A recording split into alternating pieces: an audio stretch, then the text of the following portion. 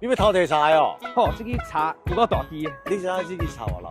恁阿公的阿公阿公个阿公阿公个阿公，哎，这是旧的时阵。反正阮两个是亲戚啊。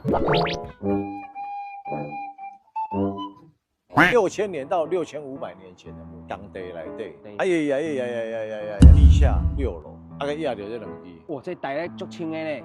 哎呀，所以讲以前台北盆地是一个沼泽地啊，大坝街上有主在三峡流域在规个楼。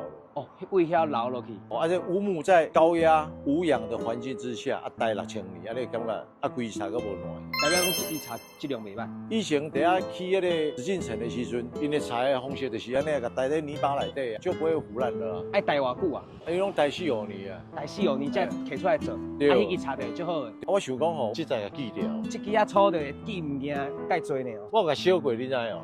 你是旧的哦。这无空呢，这内底搁实心的呢。对啊，我这才甲剪掉。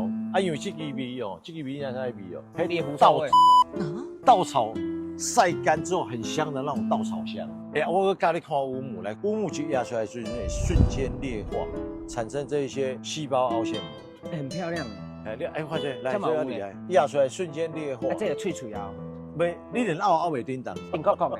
哎呀，根本变化石体啊！啊，乌木在宗教上它有辟邪的效果，辟邪的效果。啊，过来就皇宫贵族该使用的茶，那个做出产品来。啊，你想要做啥？